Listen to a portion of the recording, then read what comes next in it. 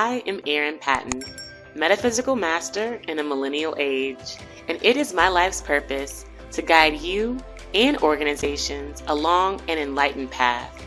So I invite you to sit comfortably and tune in as I welcome you to the Meta Business Millennial, where we get the real conversations you won't get in the boardroom so that we understand this is exactly the path we need to be on in order to grow, evolve, and thrive.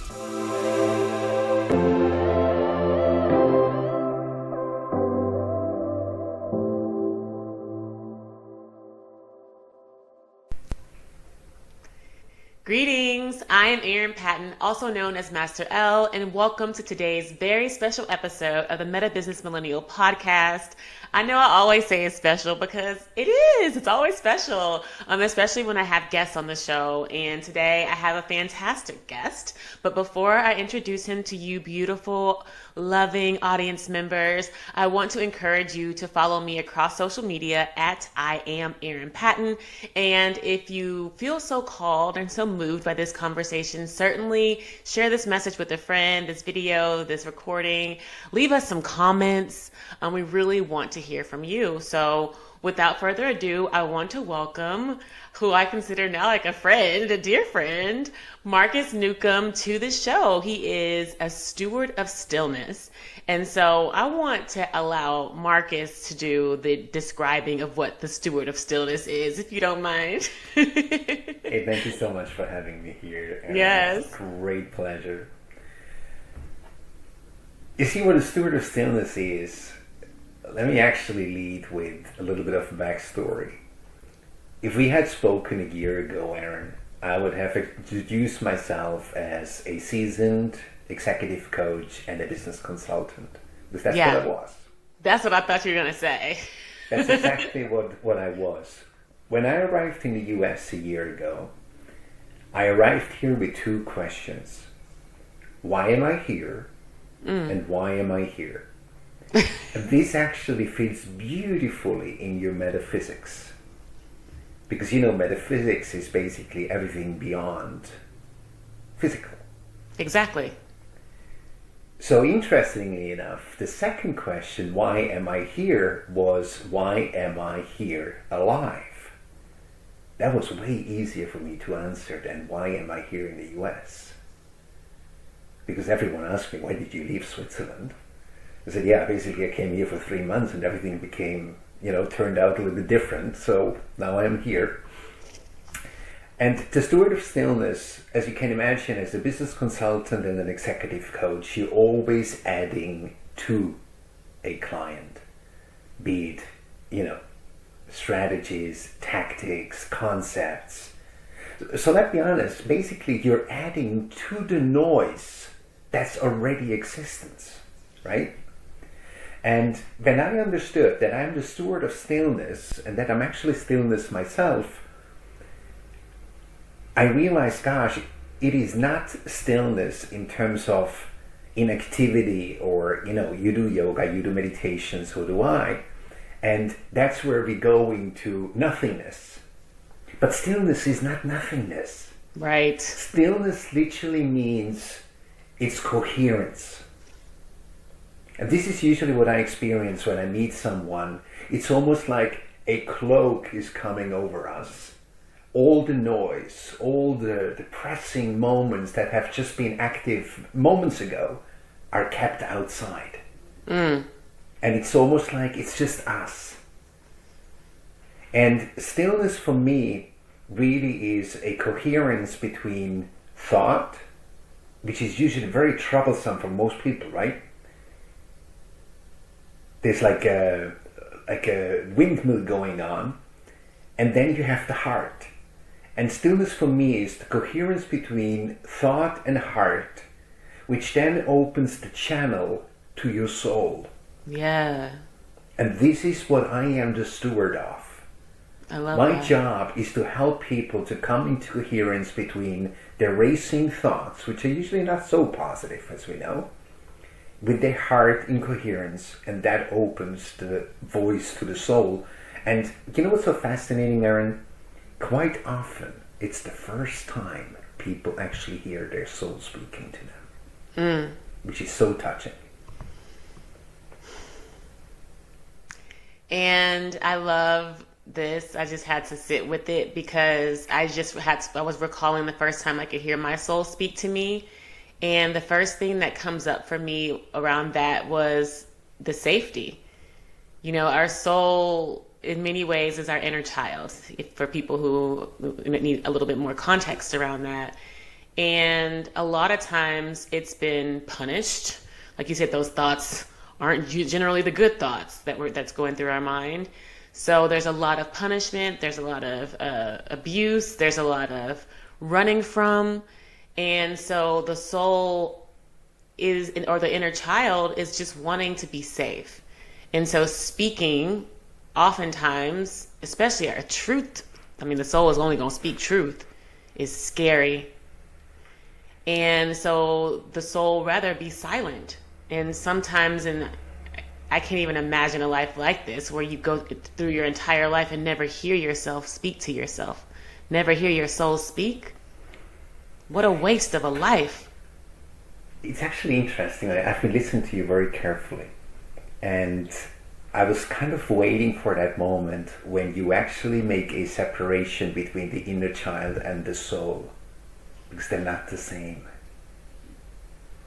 I believe the inner child stays silent and stays protected until it gets the protection of the soul. Interesting. Because, quite often people say, but heart and soul equals one. I said, not really. Yeah.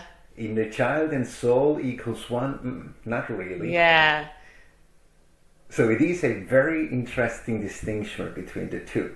So if Certainly. you are interested, I'll share a little bit more about how I experienced soul. Yeah, I would love that, because you're right. When I talk about my soul speaking, that certainly wasn't my inner child, but there was a sense of safety that needed to be felt before it could be revealed. Put it that way. Yes. So yes, certainly, let's go into more detail so I don't, conflate the two for folks that want to really dig into the details. Definitely, let's go into the details of the inner child and the soul. So put it this way. So basically what you have a body, and the body has a personality. So let's put it this way. The general public basically believes what they see here and what they hear is who I am. So they say this person has a body, this person has a face, he has a voice, and a personality, and a heart, and a lungs, and kidneys and everything, and that's him. And I personally believe this is actually so limited. So unless someone actually gets in touch with their soul, they never become real. That part. Yeah. So put it this way. So as long as somebody only focuses on the outside of themselves, like where VMS success is, finances, like money, fame, connections, all that kind of stuff. Everything is outside. But a person gets to the point where it suddenly says, you know what?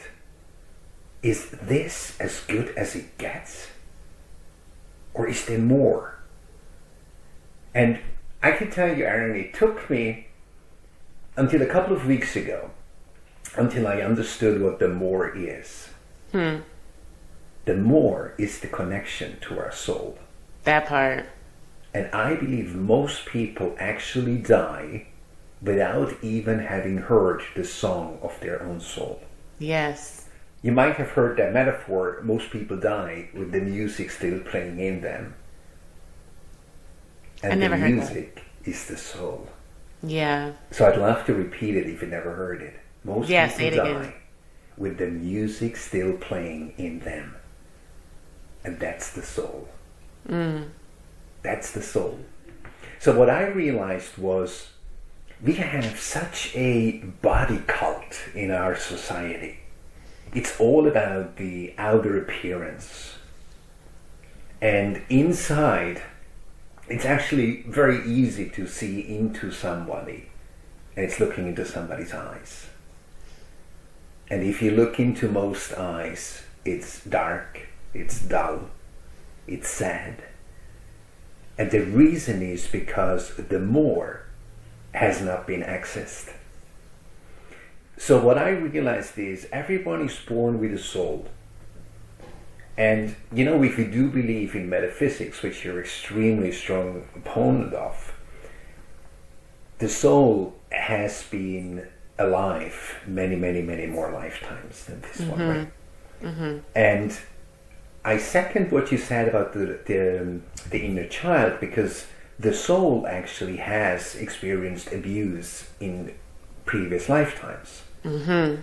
So the soul doesn't just trust so easily.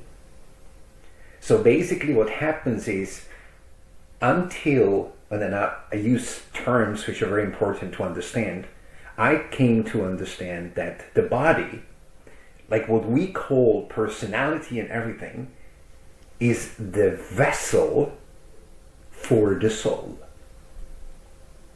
And we put so much emphasis on the body, on our personality.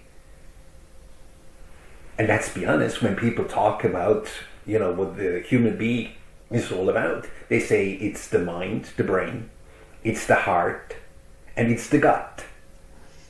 And I said, but what about the soul? I was on a podcast recently, a very clever person, meditator, martial arts, everything. And he said, you're right. I totally forgot. I said, no. You did not forget. It is not existent in your life. That's why you didn't use it. Yeah. And he said, you're right. I did not just forget. It's literally not in existence. Right. So think about, you can picture it this way, Erin. Basically, the soul veils itself. Mm-hmm. And the human, I call it, very deliberately human, because most are anything else than human beings. They have become human achievers, human doers, mm-hmm. human seekers, human successes. But they have moved away, if they even ever landed at the being level. That part. Right? So now, the people I work with, when they come to me and say, Markus, is this as good as it gets, or is there more? I immediately understand that they are basically seeking something more outside. I'll give you an example. One has $500 million with a B dollars on his bank account after he sold his company. And now he asks that question, is there more? Of course. And there you cannot say, you know what, buy a new yacht or get a new house. And say, Markus, I tried it all. So that's when I realized the more is literally the soul. And, I call myself extremely blessed to be able to guide people from the outer world on the journey to find their own soul. Yeah, which me I too. think is the most beautiful, isn't it? The most beautiful thing to do. Yes, I agree. And I also think, though, it is the most challenging thing to do. And that's why you find people who are multi-million, multi-billionaires who would much rather continue achieving than take that inner journey, because it requires that stillness. It requires that awareness, and it requires emotional sensitivity, which a lot of people have spent their entire lives numbing and or suppressing in order to achieve. Because the way we've been programmed, our millennials and, before, was around achieving what is by any means necessary. Mm-hmm. So you achieve at the expense of success, right? Everything else. Okay. Right. Oh, my family, fuck them. My emotions. What's that in business? Business is how do you say it in business? It's like we're doing business. Whenever someone does something backhanded or backstabbing, it's just business. You know, so it becomes then the excuse for bad behavior. It becomes then the excuse for not going inside. It becomes then an excuse for not being aware. And so then when you get to that achievement point and you're completely empty and you have nothing but people around you who you have no connection with, no love for, and who have no connection and no love for you, and then you're just like, how did I get here? So let me add something to that, because it's a very interesting part now to passage somehow. Because what's interesting is people believe they are in control. Mm-hmm. Sooner or later, Aaron, your soul starts talking with you. Yeah. Especially if you do not listen. Mm-hmm. My soul got to the point that it paralyzed me. Literally, like your body was paralyzed? I grew up one night, I woke up one night and I was paralyzed. Yeah. That's generally the form it actually manifests in the body. Yes. Yes. So we can be absolutely sure that sooner or later our soul starts talking with us and we better listen. Mm-hmm. Because, the thing is like, people believe, it is up to me to decide when I change. Mm-hmm. If I don't listen to my soul, I will be changed. Mm-hmm. And that is much tougher than to actually listen and obey. Mm-hmm. So most people actually who I work with get to the point where they say, you know what, I wake up in the middle of the night, I have anxiety, I feel like it's over, and I cannot imagine doing this one more day. Exactly. You see, that's the point. Exactly. That's the point. But it is the soul that actually does the triggering, and it's the soul that does the pulling.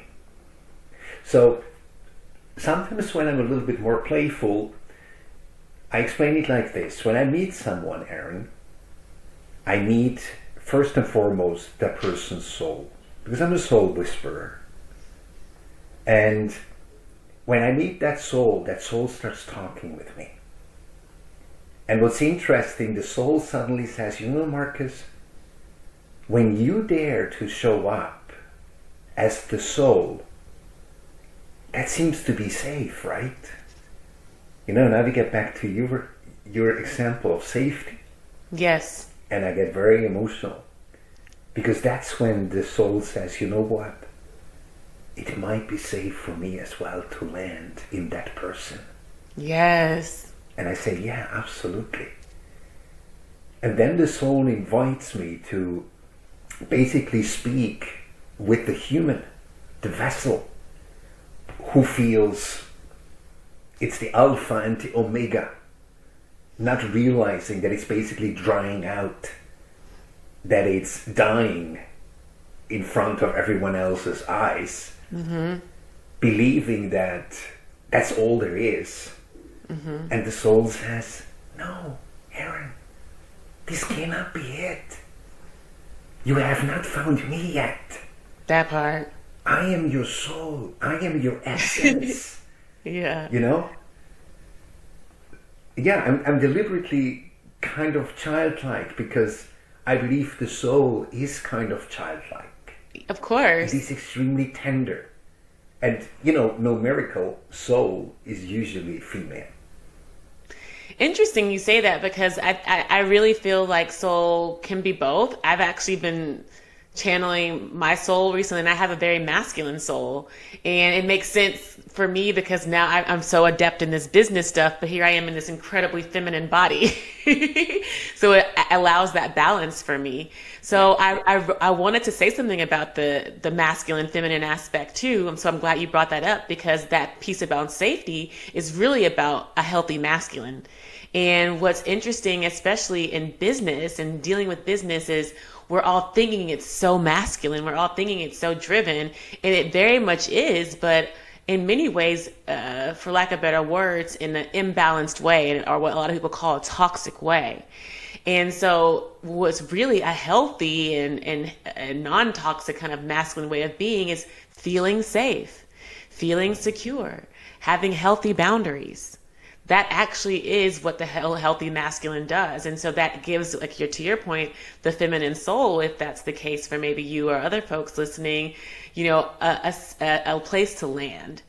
And even for my soul too, like, I needed to cultivate a healthy masculine in my feminine being that was incredibly always open and receptive and overgiving, to allow more healthy masculine space for my soul to exist.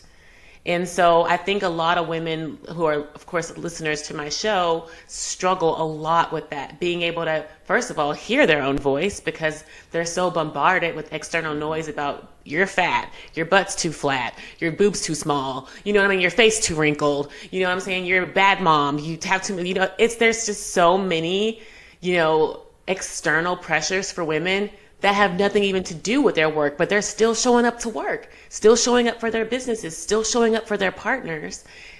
The voice of the soul is the last thing on a woman entrepreneur's mind, just to be honest. And, very few of them are ever even getting to the place like some of your clients where they're having $500 million in the bank and they can sit back and be like, oh, now what? I don't think I've ever heard that from a woman. Yeah. You see what's really interesting? So this is like one of the extremes.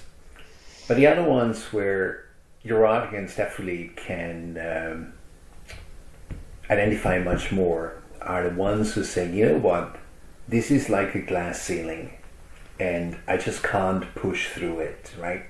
Right. Because what really happens is, picture yourself having your little spaceship. You want to go up here because here's space and here's the atmosphere and here's this little membrane thing, right?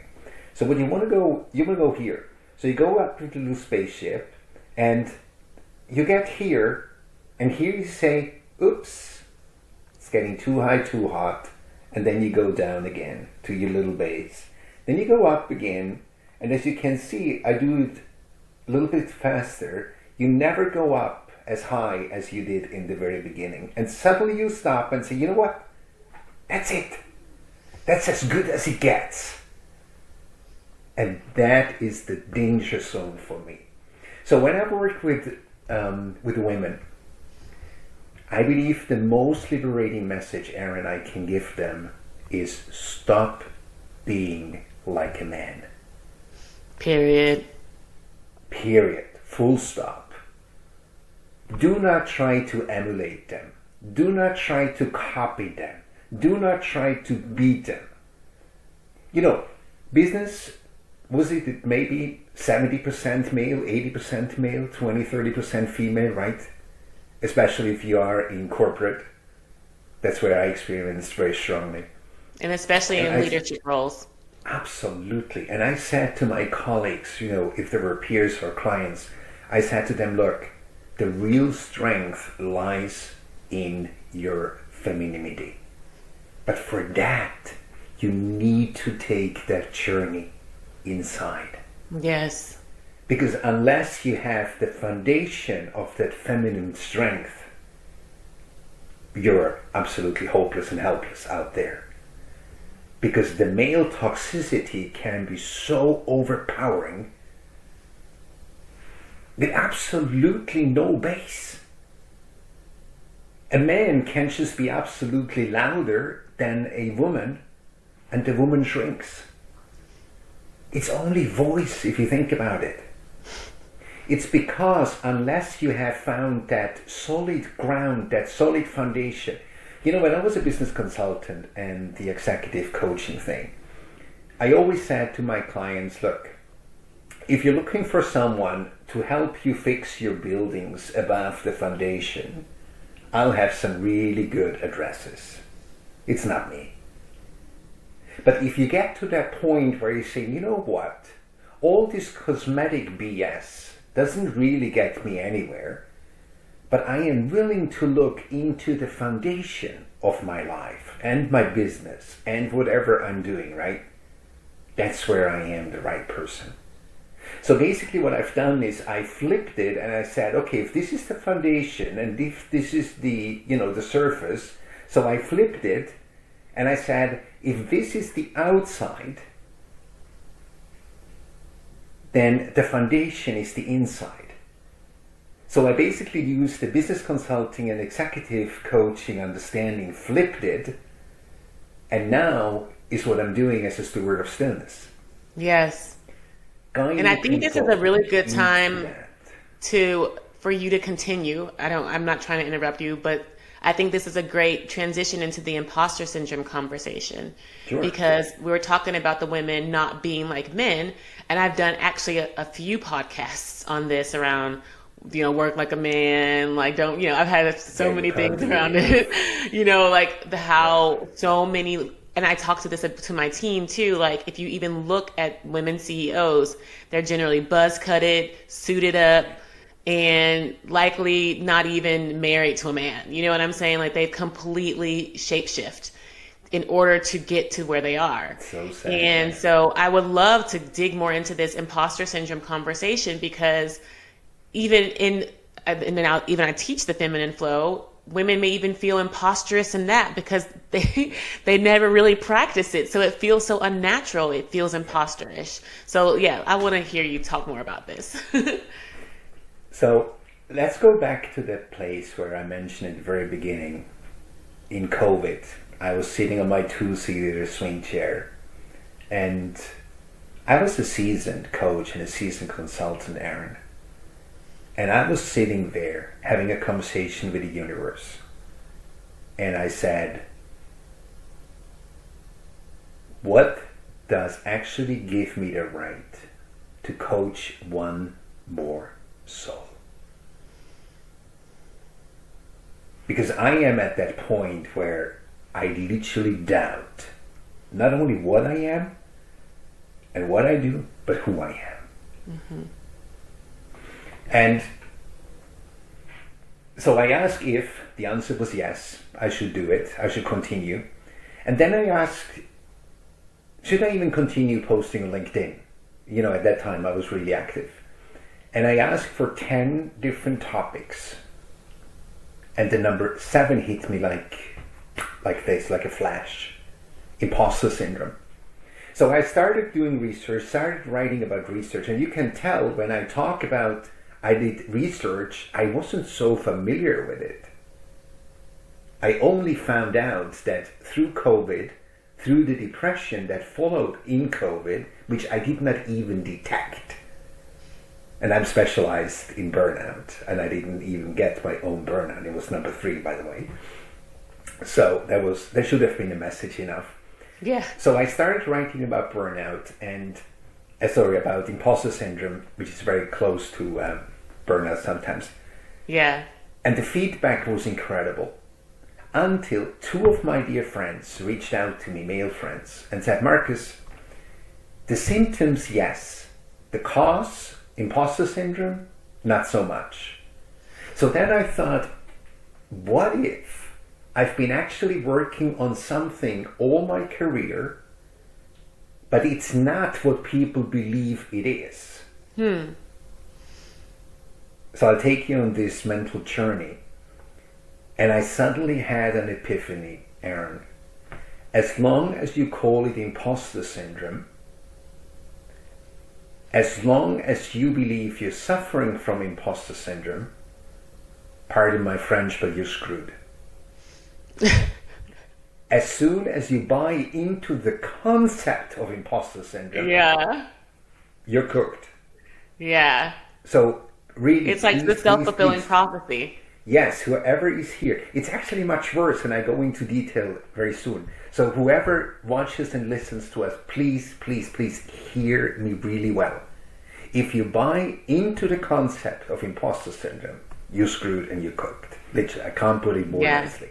Yeah. Because the thing is this: find me somebody who can explain to me imposter syndrome. You won't, and I'll tell you why. Because when you talk with medical doctors, and I'm blessed to have quite a few around me, a syndrome usually comes up when you cannot explain certain circumstances. They're being put together and it becomes a syndrome. So now we need a name for this syndrome. How do we call it? Imposter. Wow. So it becomes an imposter syndrome. So I wondered, is imposter syndrome really the problem? And I understood, no, it's not. It's actually a symptom. So as long as you focus on a symptom and try to cure the symptom, no chance for solution. So what I realized was imposter syndrome is basically a symptom of something much, much more grave, by the way. If I'm in academia, I call it the authenticity struggle. And most people think, okay, that sounds interesting. But I can put it much more bluntly. The cause of imposter syndrome is simply you have no bloody clue who you are. Yeah. You have no bloody clue how you got where you are. Exactly. And based on that, you have no bloody clue how the heck to get out of here or where to go. Exactly. That's what it is. So you see, and this is what it comes down to. Like, I have a wonderful wife, but I can tell you she went through imposter syndrome. Yeah. I've experienced it. And why is it? Because she never had a real mirror who helped her to understand who she really was. That she would finally see her beauty, that she would finally see her strength, because she always played to the expectations of her surrounding. Yes. And I can tell you, I had so many female friends, so I can really speak on that. Yeah. And often I went home and I cried. Because I thought, gosh, this woman is so much more intelligent than even most of my male friends. And she's doubting herself. So, to give you proof, because people might say, this is theatricalic what he's doing. No, he's not. I invite you to go into Merriam-Webster and look up imposter syndrome. You know what it says? Despite of knowing, not thinking, hoping, wishing, despite of knowing you have what it takes, you still doubt yourself. Period. And that's what it is. It's the self-doubt. It's the self-doubt. And so many women struggle with this. And I believe that it is, talk about a pandemic, a global pandemic. It is a global pandemic. Oh, yes, absolutely. And it's really exercised from a young age in girls. When you talk about setting your expectations on external things around you from a very young age. I talk to women now. They're like, I know 8, 9-year-olds with a skincare routine. Are you kidding me? You talking about these baby skins with a skincare routine? So the focus from a very young age for women starts on how you are and perceived externally. Yeah. That's how you started this conversation around the vessel versus the soul. Yes. When the work of this life as a woman is about cultivating your soul, connecting to your soul, yet from a young age, we're taught to only care for and be perceived by our external vessel appearance, then you're going to see a very screwed up, confused, self-doubting woman. And, maybe to move the topic a little bit off topic, yesterday I watched a documentary where a father of a friend of mine lost his son young. And his final words in the drawer were, "Tell my story." So this guy made it his job to travel to the United States of America and find out why is the teenage suicide rate so high. And that's exactly what it comes down to. The doubt. It is our generation that has never learned to put emphasis inside. Yes. Who try to behave and to pretend that everything is all right. Yes. And then we have children who have us as a role model. Goodness me. That can't work. So this is what I'm saying. If somebody really wants to take their path inside, there's a very simple path to take in the first step. As I shared with you, when I work with somebody, the question is the prerequisite. is this as good as it gets, or is there more to my life? And what somebody actually can do, Aaron, is literally sit down, take a quiet moment, even if it's 5 to 10 minutes, and ask this question, and then say, if there is more, what could it be? And then just listen. Because there's no magic in regards to that journey from the outside to inside. Actually, I want to share with you a little story. You might have heard it. Several gods gathered and had the most precious thing to hide. So the human only found it when it was ready. So one of the gods said, let's put it to the highest point of the world, Mount Everest, or even higher. And the other one giggled and said, have you heard of Reinhold Messmer? He even went out there without oxygen mask. They'll find it sooner than we want.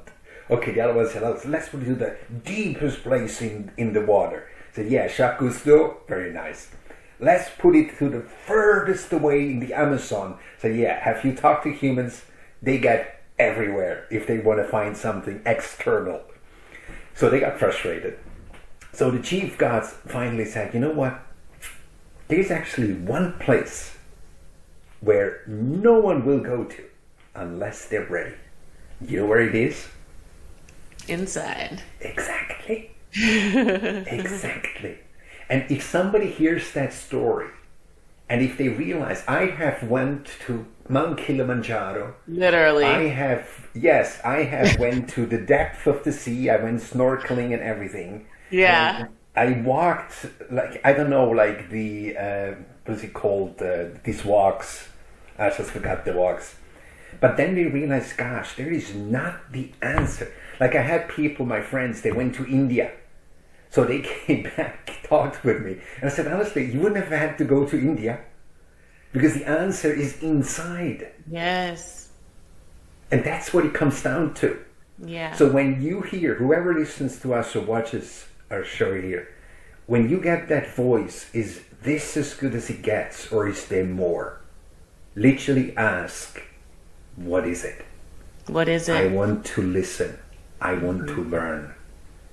Because the soul, so imagine, sadly, it's not like with a young child that she has these natural conversations with the soul.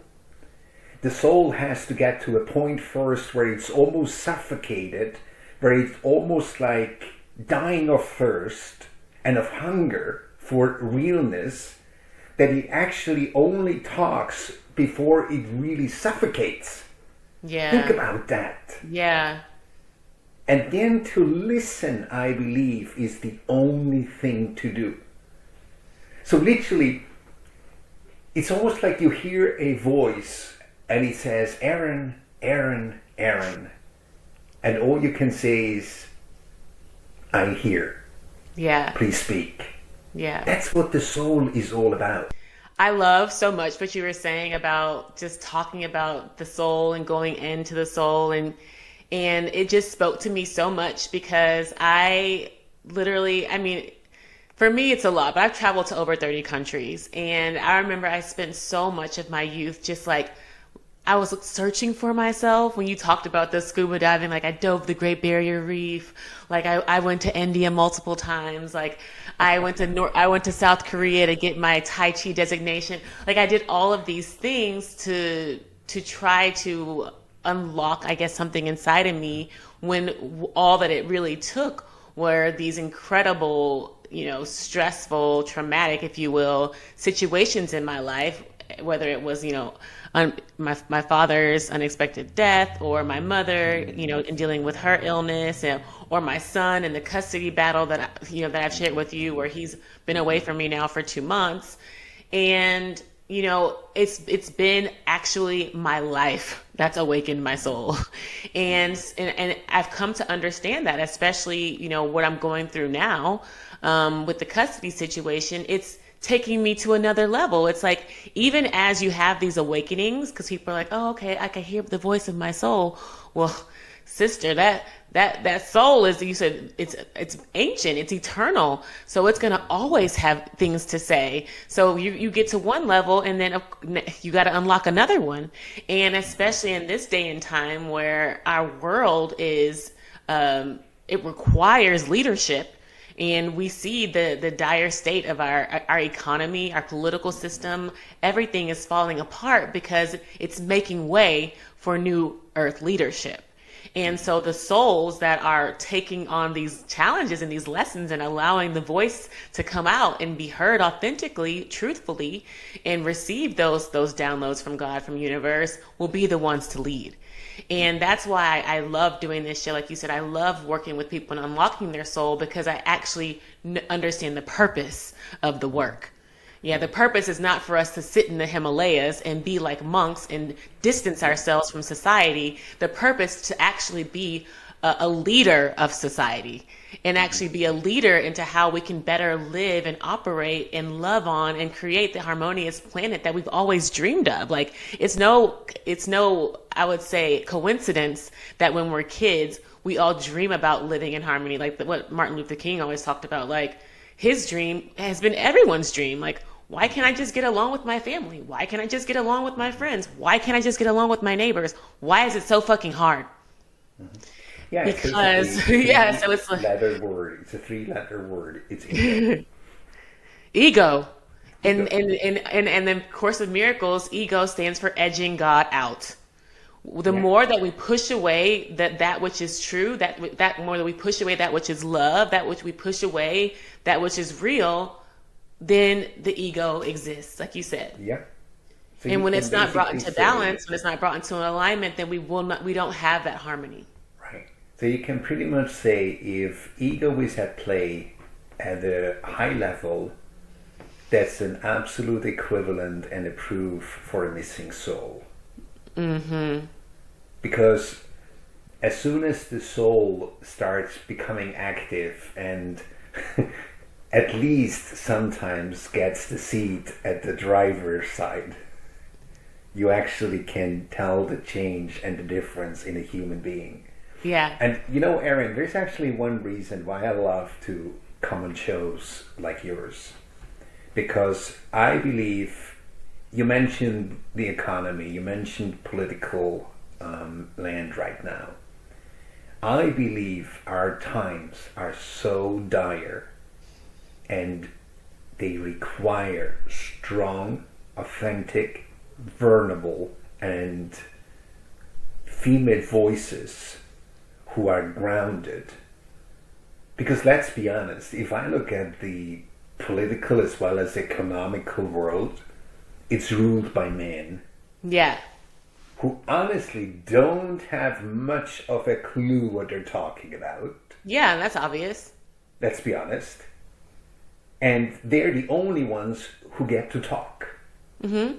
So I believe what women have to do sooner or later is literally start a ground movement. What is it called? The groundswell, or what was it called? Like the Blue Ocean and the Red Ocean had that, like a groundswell. Like, if you can't go into the capital, you have to start where you are. Yes. I always say that. Lead from where you are. Exactly. And I believe we are in such dire times that we do need female intelligence, female wisdom, and female voices. So let's go back to imposter syndrome for one moment. There's actually one reason why. Would you trust somebody who you don't know? I have trust people who I don't know. I sometimes trust people who I don't know more than I trust people I know, to be honest. But I go back to your point. I can see people's soul energy, and I can feel the energy, so I can know who to trust. But so think about, in general, you would not trust somebody who you do not know. But generally, yeah. Guess where imposter syndrome comes from? You do not know yourself. How the heck would you trust yourself? Yeah, 100%. So what it comes down to is literally get to know yourself. Yeah. And as I said before, imposter syndrome means despite of all the proof you have, of knowing you have what it takes, you still doubt. And there's one beautiful key, which everyone who watches and listens to us actually can do. Take one success from the last couple of weeks or last couple of months, depends how far back you have to go, you're proud of, or somebody else will be proud of. And then think about what were the elements that led to that success. Write them down. Literally go into details and dissect, deconstruct. You know, if somebody loves baking, then you can deconstruct a cake, right? So that's what it's all about. The success is the cake. Deconstruct that thing into the simple ingredients and do that for 3 or 5 or 10 different successes. And then you suddenly see your ingredients, all the strength, all the characteristics, you know, all the personality traits you have. And it's almost like what is it called? Like a crazy chemist. You suddenly have this wonderful box of all these different ingredients. And then you suddenly start experimenting because you say, you know, God, if I manage this and I manage this and I manage this and I manage this, if I actually start using these ingredients and mix them together differently, I can literally achieve anything in life. Yeah. So you see, beating that pseudo-imposter syndrome, I call it pseudo because it's very dangerous. It's pseudo-imposter syndrome. Once you get to know yourself, guess what happens? Your soul starts talking with you. Mm-hmm. Once you go on that journey, you can't stop talking about what happens because you become so courageous that you start speaking the truth where other people wish you would shut up. Oh, and that's a real statement. But your soul tells you. That part. Speak out. Mm-hmm. Speak out. Because I can tell you, and I said it to my wife Holly this afternoon, out of 10 critics, guess where at least 8 or 9 reside? And we're living in Boston. They're living in her own mind. Mm. So I hope everybody heard us. Yeah. 8 or 9 out of 10 critics are living rent-free in your mind. And the only thing that actually shuts them up and makes them from an adversary to your supporter is showing them, you know what? Marcus is right. I have the proof that I have what it takes. But I never got to that point that I made it so clear that my mind started listening.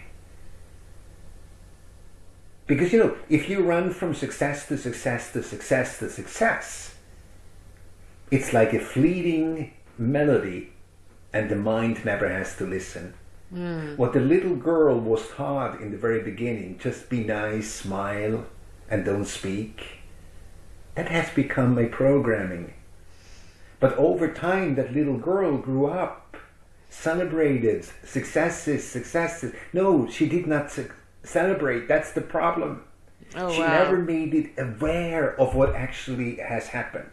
Right. But as soon as I sit down, especially with women, and say, look, let's look at one of these successes you probably call almost like accident, or you call it a coincidence. No. Coincidence is one of the most beautiful, Aaron, most misunderstood and misused words. I agree. And in this world, what we talk about is divine alignment and divine timing. And yes. We really should understand too, like I love how you speak to the inner critic. We've talked about that too on this show a lot. The doubt and the inability for women to really quiet that voice. So here we are, the steward of stillness, here reminding us to go back into that stillness where no, we're not running from anywhere. No, we're not blocking out anything. But in that stillness is actually where you can receive the higher thoughts. And this is Yes. something too that I'm working through 100%, like in this season of doubting, okay, like I'm literally stewarding my case in a stewarding sense, stewarding my custody case pro se, meaning I'm representing I see myself. your situation. And so a lot of people are like, oh, Aaron, don't you think you should go back to your attorney? Well, at this stage of where I'm at, I feel very comfortable representing myself. And actually this is my life's purpose. That's why I'm actually at this stage grateful for the opportunity, because God knows I would never represent myself in the court if it wasn't for my son. If it was for me, I would have just sat my ass in jail or sat down or taken a different route. But because it's for my son, I'm willing to risk it all. And this is a beautiful opportunity for me to understand the intricacies of how the legal system works, the intricacies of how, everyone calls it corrupt, but what does the corruption look like? The corruption is in the people. Oh, absolutely. The system is indifferent. Yeah. So now I'm understanding how to navigate the people, the different energies. But I would never have done this if it weren't for the dire situation that I'm in of having lost the custody of my son. Right. But this is my life purpose, to understand how the federal government, how the district courts are run, how the court system is run, because a lot of what we're dealing with in terms of the dysfunction of our society is coming from this very system. Absolutely. I agree. And so when we talk about like when you stand up and speak the truth, people will doubt you. In my case, people call me crazy. People call me insane. Yet I know myself, to your point of knowing yourself so deeply. I know myself so deeply. Not only doesn't my soul speak to me, but my soul speaks through me. And I trust those words that come out of my mouth. I trust those impulses that tell me who to talk to, who to learn from, how to write this, what to do, how to show up. Because I'm now moving from my soul at this point. When you're moving in your life purpose, your mind's not going to understand. Your mind will not understand. Aaron? The mind cannot understand, because when you move from your soul, you speak a different language. Yes.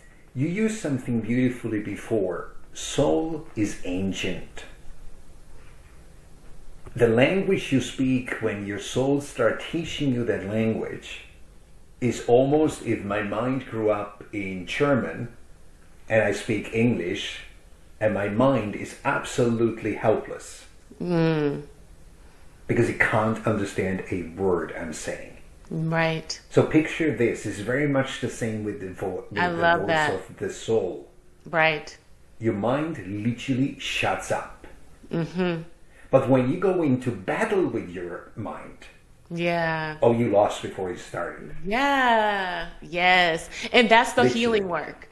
And so that's why what I'm always speaking to on this podcast is we got to do the healing work. We got to do the work. But that work is continually being gentle with yourself, being patient with your thoughts. I'm not going to lie. Just 2 days ago, when I was preparing for my trial yesterday that got rescheduled, I was going through evidence. I was looking essentially at the past of what got me to this place, this horrible, but also blessing of a place.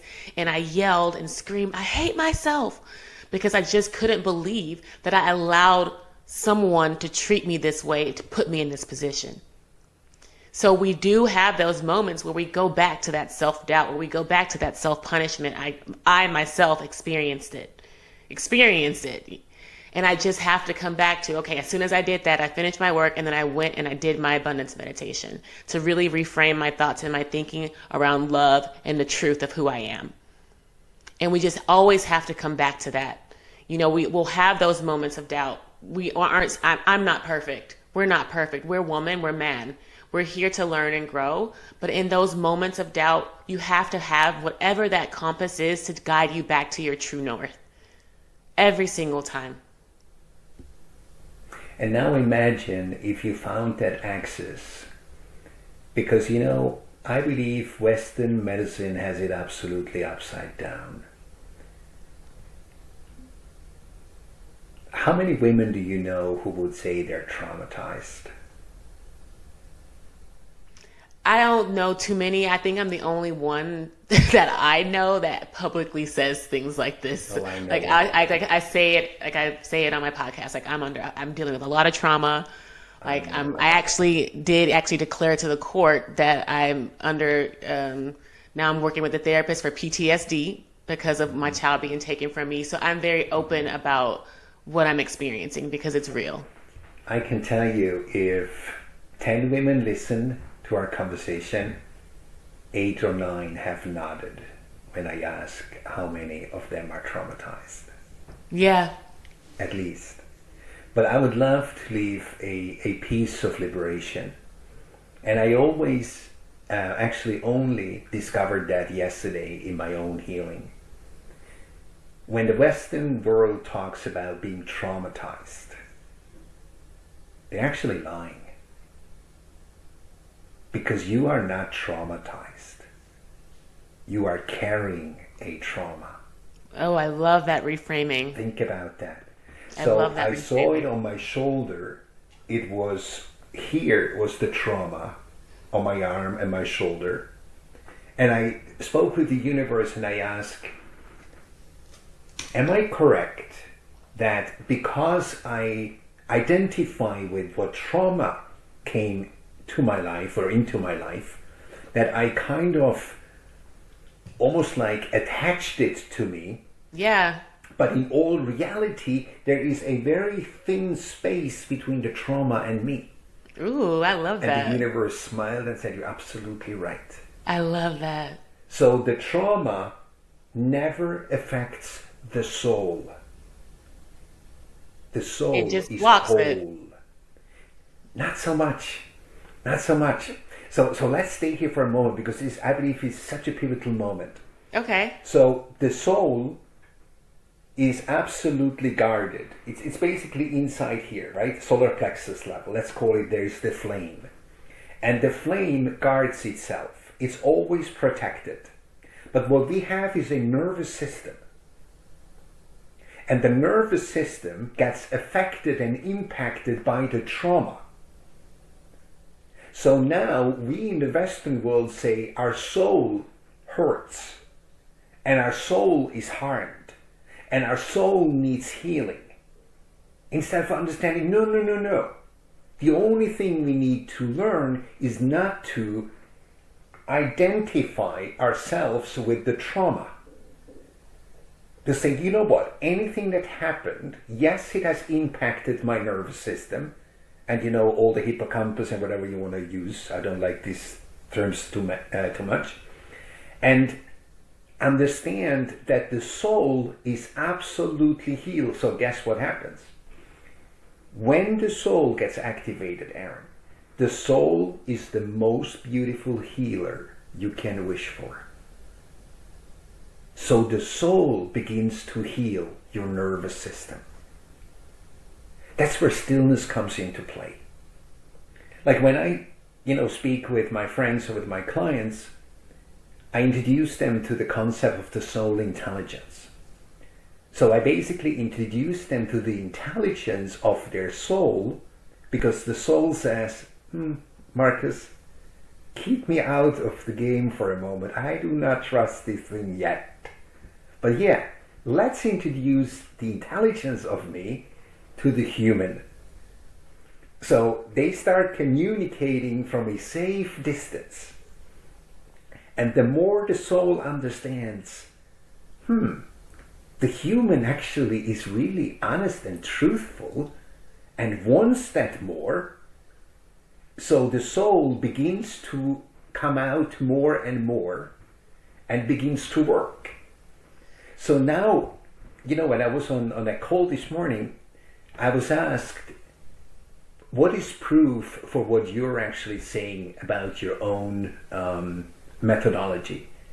And I said it was then when the first client of mine experienced what I was talking about, that he said it wasn't about climbing higher on a ladder, but finally making the journey to his inside. And that, I can tell you, to see how beautifully a soul starts healing. The human. So imagine, basically, the human being is the house of the soul. And the soul cannot expand unless that house is in order. And that's what I mean by the blocking. Like if we aren't cleaning up our space and doing the work, then the soul can't do the healing. It's the soul actually doing the work itself. So think about that. How beautiful is that? Because if somebody tells me, Marcus, how do I overcome all these blockages? I say, go to these million of gurus and coaches. They'll tell you. But my clients say, Marcus, I've tried that shit. It doesn't work. It's not lasting. And I said, sorry, it's not meant to. It's not meant to. We would have fewer coaches if it was meant to last, because they would be out of job.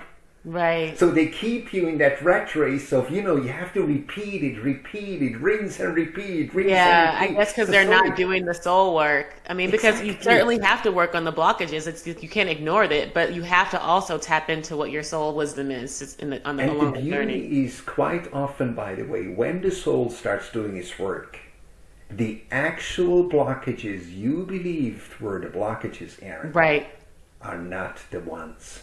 Mm-hmm. Are not the ones. So this saying, the beautiful prayer, the what is it called? The from the Anonymous Alcoholics, Serenity Prayer. Help me to accept the things I cannot change. Yes. And give me the power and strength to change the things I can't accept. Guess what? Usually it's the opposite. Mm-hmm. Let me fight the stuff I cannot change. But please, let me never accept the things I can change and do change, Mm-hmm. So let's fight the windmills first. And then I'm so worn out. Oh, sorry, for the things I could change. Oh, I don't have energy anymore. And that's where the soul comes into play. Mm. And the soul literally does the healing. Like, honestly, I am living proof, Aaron, that the soul does the healing itself. I agree. And That's the soul also, but it's a co-creator though with the world. And so it's like your soul is really, it's like a beautiful dance with what you want for your own path. And so I think that, obviously you say you grew up German, like you had your own like sort of human or man desires as well, that it's a co-creation at some stage too, when you're able to kind of relieve. For me, I can speak to myself, for me, I feel like a lot of my trauma, a lot of the weight that I carry comes from my DNA. I incarnated as a Black woman in America. Obviously that comes with a lot. And so I had to move through a lot of that before I could have access to my soul.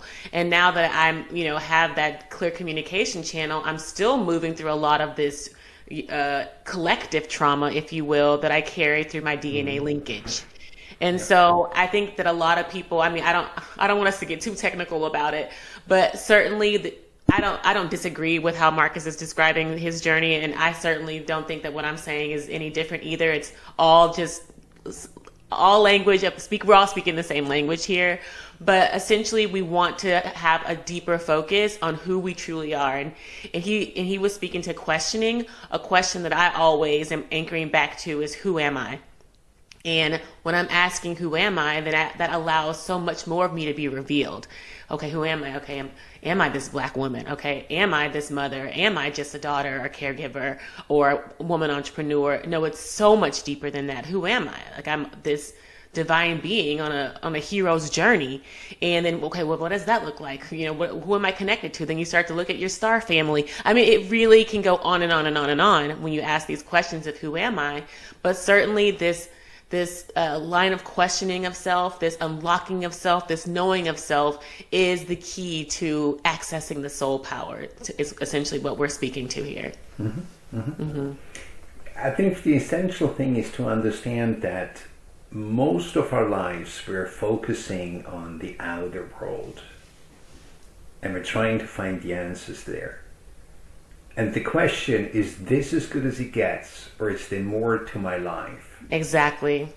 And then be willing to listen to the answer actually leads you to what you called the hero's journey to your inside. Mm-hmm. And I believe that is the key. Yes. And so that's a beautiful way to start to wrapping it up. And I was just wondering, do you have any offerings or if not specific offerings, ways in which folks who are interested in learning more about your work or working with you can share with our audience? So the easiest way currently, Aaron, is literally reach out on LinkedIn to me. You might share the LinkedIn profile, but it's Markus with a K, Neukom, and you'll see my face immediately on LinkedIn. I'd love to connect, so just send me a connection request, and I'd love to get on a call or message exchange, whatever. Sounds amazing. But most importantly, do me the favor when you hear the words, is this as good as it gets, or is there more to my life? Listen. Yes. Listen. Do not ignore. Listen. Yes. Amazing. All right. Well, I want to. With you, Aaron. Yeah, this is so good.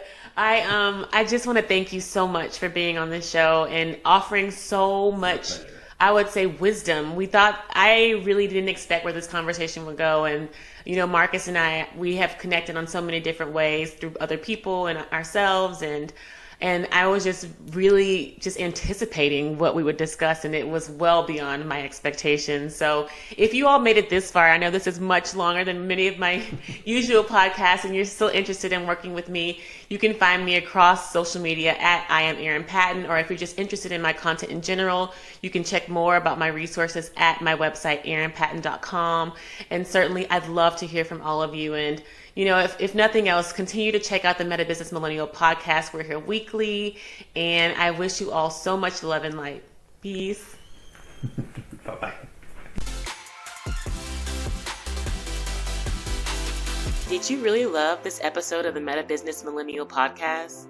Well, I am honored, and I appreciate you subscribing, leaving a review, and sharing it with your friends, because your feedback allows us to co-create more enlightened conversations. And if you're interested in growing your soul now, head over to my website, aaronpatton.com, to find all the show notes, links, and free resources to get your energy activated today. In the meantime, stay bright, my friends. Much love and light. Peace.